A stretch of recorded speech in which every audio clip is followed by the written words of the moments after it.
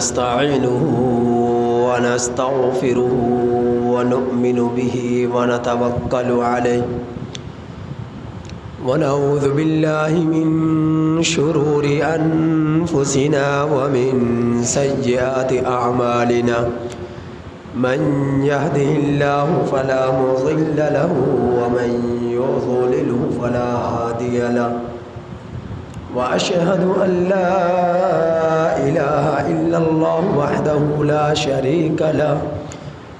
وأشهد أن سيدنا ومولانا محمدا عبده ورسوله أما بعد فأعوذ بالله من الشيطان الرجيم بسم الله الرحمن الرحيم ألف لام ميم ذلك الكتاب لا ريب فيه هدى للمتقين الذين يؤمنون بالغيب ويقيمون الصلاة ومما رزقناهم ينفقون وقال الله تبارك وتعالى في مقام آخر لن تنالوا البر حتى تنفقوا مما تحبون وقال الله تبارك وتعالى في مقام آخر يسألونك ماذا ينفقون قل العفو وقال الله تبارك وتعالى في مقام آخر وأنفقوا في سبيل الله ولا تلقوا بأيديكم إلى التهلكة وقال الله تبارك وتعالى في مقام آخر ليس البر أن تولوا وجوهكم قبل المشرق والمغرب ولكن البر من آمن بالله واليوم الآخر والكتاب والنبيين وآتى المال على حبه ذوي القربى واليتامى والمساكين وابن السبيل والسائلين وفي الرقاب آمنت بالله صدق الله مولانا العظيم وصدق رسوله النبي الكريم ونحن على ذلك لمن الشاهدين والشاكرين والحمد لله رب العالمين۔ میرے واجب الاحترام عزیز سامعین حضرات، قرآن اور احادیث مبارکہ اور نبی کریم صلی اللہ علیہ وسلم کے صحابہ کی زندگی سے جتنے واقعات اور جتنے بار کثرت کے ساتھ انفاق فی سبیل اللہ کے احکام وارد ہوئے ہیں اللہ کے راستے میں خرچ کرنے کے، ان سے یہ معلوم ہوتا ہے کہ مال اپنے پاس رکھنے کی چیز ہی نہیں ہے۔ جتنی کثرت سے قرآن کریم میں اللہ کے راستے میں خرچ کرنے کا حکم ہوا، نبی کریم صلی اللہ علیہ وسلم کی زندگی مبارک سے خرچ کرنے کے احکام ملے ہیں، اور نبی کریم صلی اللہ علیہ وسلم کے صحابہ کی زندگی سے جتنے واقعات اللہ کے راستے میں خرچ کرنے کے ملتے ہیں، ان آیات کریمہ کی کثرت، ان احادیث مبارکہ کی کثرت، ان واقعات صحابہ رضی اللہ تعالی عنہم اجمعین کی کثرت سے یہ بات معلوم ہوتی ہے کہ مال ایسی چیز ہے جو پاس رکھنے کی نہیں ہے، مال ایسی چیز ہے، دولت ایسی چیز ہے جو اپنے پاس رکھنے کی نہیں ہے، بلکہ اللہ کی مخلوق پر خرچ کرنے کے لیے ہے، اپنے پاس رکھنے کے لیے نہیں ہے۔ یہی وجہ تھی نبی کریم صلی اللہ علیہ وسلم کی زندگی کو جب دیکھا جاتا ہے، جتنا نبی کریم صلی اللہ علیہ وسلم نے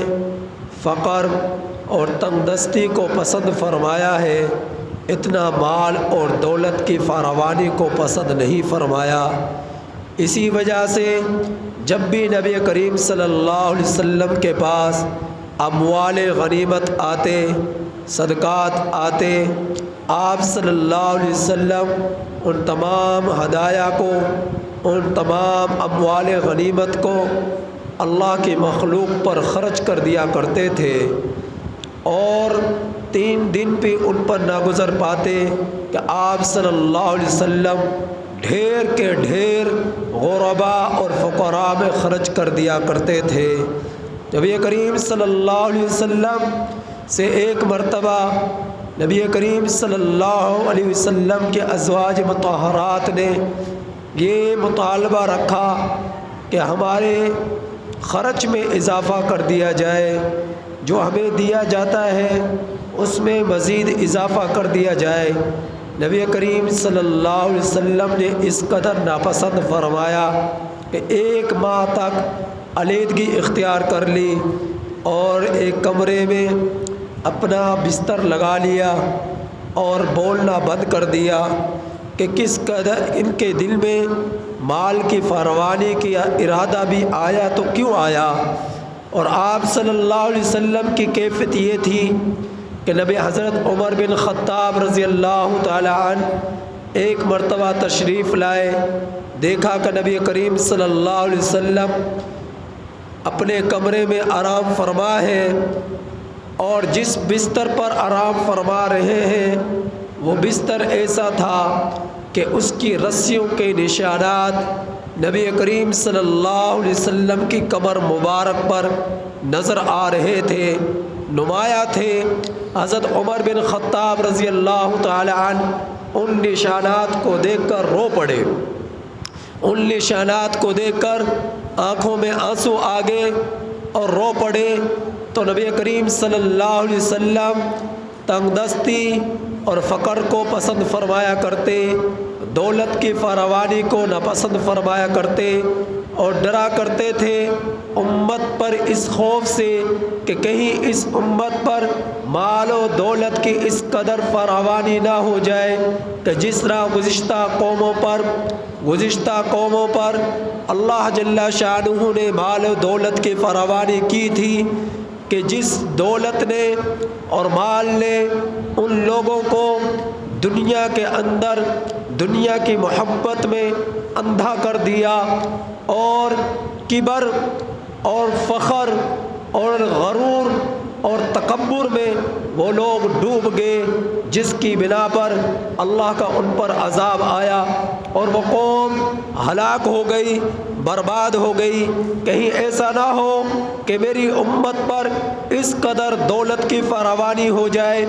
مال کی فراوانی ہو جائے کہ لوگ مال اور دولت کی محبت میں، نشے میں ڈوب کر اندھے ہو جائیں اور اپنے رب سے دور ہو جائیں، دنیا کے قریب ہو جائیں، غرور ان کے دلوں میں آ کر بیٹھ جائے، اپنی جگہ بنا لے، اور عاجزی اور مسکنت ان سے دور بھاگ جائے۔ کہیں ایسا نہ ہو تو اللہ کے رسول صلی اللہ علیہ وسلم جتنا مال اور دولت کی فراوانی کے اعتبار سے اس امت کے احوال سے ڈرا کرتے تھے، اتنا فقر اور تنگ دستی سے نہ ڈرا کرتے تھے کہ اس امت پر بھی اسی طرح عذاب نہ آ جائے جس طرح گزشتہ قوموں پر عذاب آیا تھا۔ میرے واجب الاحترام عزیز دوستوں، ان واقعات سے، ان باتوں سے، کثرت قرآن کریم سے یہ بات معلوم ہوتی ہے کہ انفاق فی سبیل اللہ کے جتنے احکامات قرآن میں وارد ہوئے ہیں، احادیث مبارکہ میں وارد ہوئے ہیں کہ یہ چیز ایسی ہے، یہ مال، یہ دولت کہ اپنے پاس رکھنے کی نہیں، اپنے سے دور کرنے کی ہے، کہ جتنی یہ زیادہ آتی ہے اتنا انسان غرور میں ڈوب جاتا ہے۔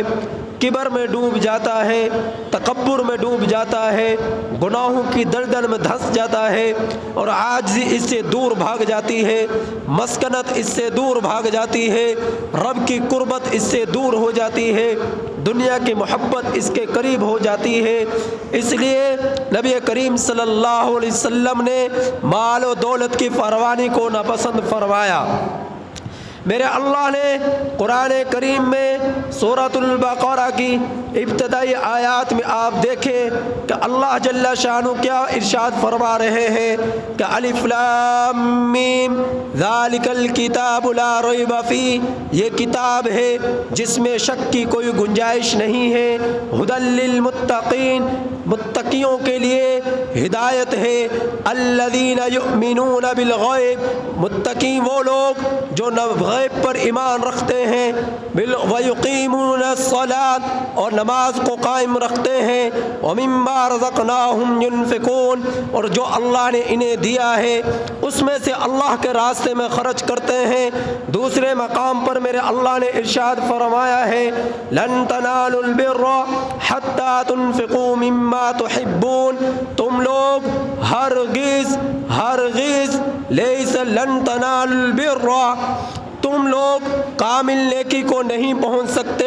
یہاں تک کہ تم اپنی محبوب ترین چیز اللہ کے راستے میں خرچ کر ڈالو۔ پھر میرے اللہ نے تیسرے مقام پر ارشاد فرمایا ہے، جس وقت صحابہ اکرام رضی اللہ تعالی عنہم اجمعین نے نبی کریم صلی اللہ علیہ وسلم سے سوال کیا یسألونک ماذا ينفقون، کہ ہم لوگ کیا خرچ کریں، تو اللہ جل شانہ نے قرآن اتار کر بتلا دیا قل العفو، جو بھی تم سے ضرورت سے زائد ہو وہ اللہ کے راستے میں خرچ کر ڈالو۔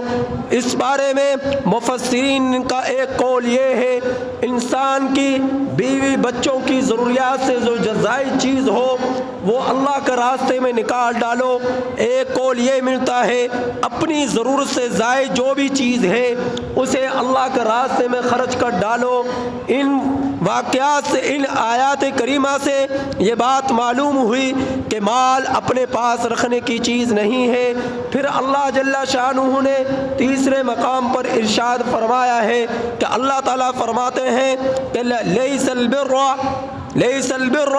تم لوگ کامل نیکی کو نہیں پہنچ سکتے کہ تم لوگ وآت المال علی حبہ، اللہ کی محبت میں مال کو دے دو، اللہ کی محبت میں مال کو خرچ کر ڈالو۔ کن لوگوں پر خرچ کرنا ہے؟ وآت المال علی حبہ ذوی القربى والیتامى والمساکین وابن السبیل، اپنے رشتہ داروں پر خرچ کرو، غرباء پر خرچ کرو، مساکین پر خرچ کرو، سوال کرنے والوں پر خرچ کرو، گردنیں چھڑانے کے لیے غلاموں پر خرچ کرو، جو تم سے سوال کرے ہاتھ پھیلائے اس پر خرچ کرو اللہ رب العزت کی محبت میں، تو تم لوگ کامل نیکی کرنے والے بن جاؤ گے۔ پھر چوتھے مقام پر میرے اللہ نے ارشاد فرمایا ہے کہ من ذا الذی یقرض اللہ قرضا حسنا، کون ہے جو تم میں سے اللہ کو قرض حسنا دے؟ اللہ رب العزت اس قرض حسنا دینے والے کے لیے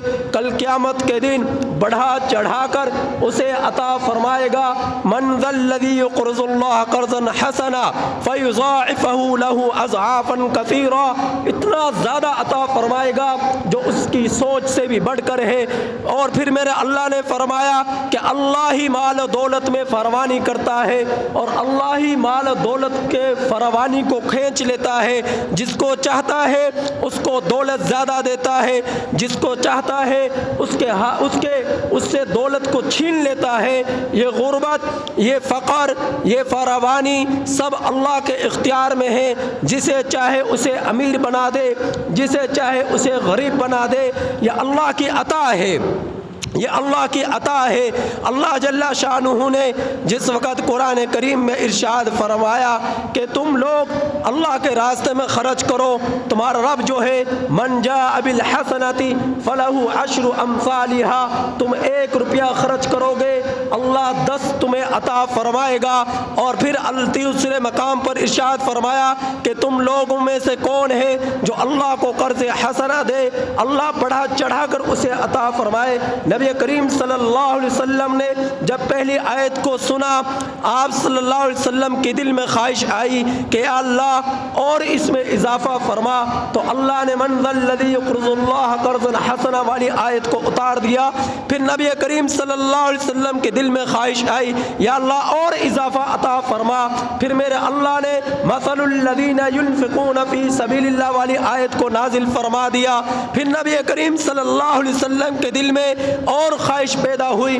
کہ اللہ اور اضافہ عطا فرمائیے، پھر میرے اللہ نے انما یوفی الصابرون اجرهم بغیر حساب والی آیت کو نازل فرما دیا کہ اب تمہارا رب صبر کرنے والا جو اللہ کے راستے میں خرچ کر کر صبر کرتا ہے، غموں پر، تکالیف پر، پریشانیوں پر، غربت پر، فقر پر، تنگ دستی پر صبر کرتا ہے، اللہ اسے بغیر حساب کے عطا فرمائے گا،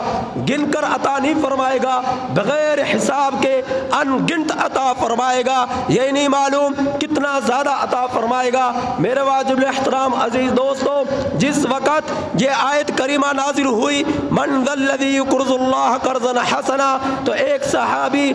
حضرت ابو عبد الدرداء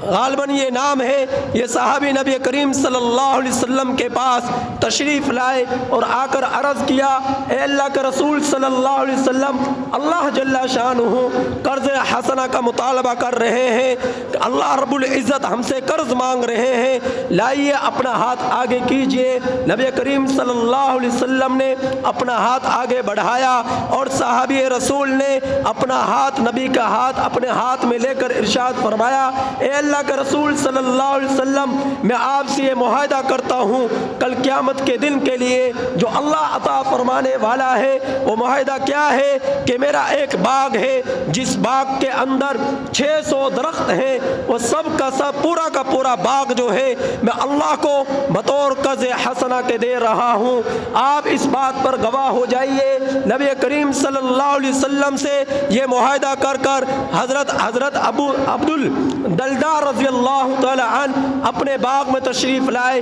وہ باغ ایسا تھا کہ اس باغ کے اندر خوب پھل ہوا کرتے تھے اور اسی میں ان کا رہنا سہنا تھا، بیوی بھی وہیں پر، بچے بھی وہیں پر۔ بیوی کو آواز دی کہ آپ یہاں سے نکل پڑو، بچوں کو حکم دیا باغ کو چھوڑ دو، اسے اللہ کے راستے میں خرچ کر دیا گیا اور اسے اللہ کو بطور قرض حسنہ کے دے دیا گیا۔ میرے واجب الاحترام عزیز دوستو،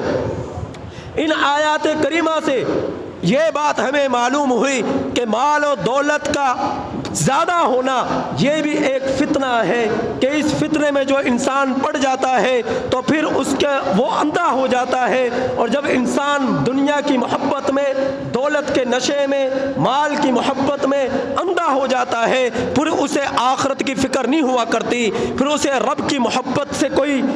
سروکار نہیں ہوا کرتا، پھر موت کی بعد کی فکر اسے نہیں ہوا کرتی، غرور اس کی طرف لوٹ آتا ہے، تکبر اس کی طرف لوٹ آتا ہے۔ اگر مال تمہیں اللہ نے زیادہ دیا تو اسے خرچ کرنے کے اپنے آپ کے اندر عادت ڈالو، اور اگر اللہ نے فراوانی عطا فرمائی ہے تو ضرورت مندوں کی ضرورت پورا کرنے کی کوشش کرنے کی عادت ڈالو۔ اللہ کے ہاں یہ شخص محبوب ترین بن جاتا ہے جو اللہ کے راستے میں کثرت سے خرچ کرتا ہے۔ اب جو ہے گندم کی کٹائی ہے اور گندم کی کٹائی کے موقع پر لوگ عشر نکالا کرتے ہیں، جو زمین ایسی ہوتی ہے جس پر خرچ کیا جاتا ہے اور پیسے خرچ کر کر اس کو سیراب کیا جاتا ہے، تو ایسی گندم کی کٹائی میں جو عشر ہے اس کا 20واں حصہ، اس کا جو ہے 10واں حصہ ہے، 20واں حصہ ہے، اور جو ہے گندم ایسی کٹائی ہوتی ہے کہ جس پر خرچ ہوتا ہے اور جو ہے اس پر خرچ نہیں کیا جاتا اور آسمانی یعنی بارش کے ذریعے اسے سیراب کیا جاتا ہے، اس کے اندر سے پیداوار کو حاصل کیا جاتا ہے، ایسی گندم کی پیداوار سے 20واں حصہ ہے، اور جس پر خرچ کیا جاتا ہے پانی دے رہے رقم ادا کر کر اس کا 10واں حصہ ادا کرنا پڑتا ہے۔ تو میرے واجب الاحترام عزیز دوستو، جہاں آپ کے حالات تنگ ہے، فروانی نہیں ہے، وہاں پر جو اللہ کے راستے میں تعلیم حاصل کرتے ہیں ان پر بھی حالات تنگ ہے، ان کی ضرورت کو پورا کریں۔ جتنا تنگ دستی میں آپ اللہ کے راستے میں خرچ کریں گے اتنا اللہ کو زیادہ پسند پسند ہوگا۔ اللہ تعالیٰ سے دعا ہے کہ اللہ تعالیٰ عمل کی توفیق نصیب فرمائے اور آخرت کی فکر نصیب فرمائے۔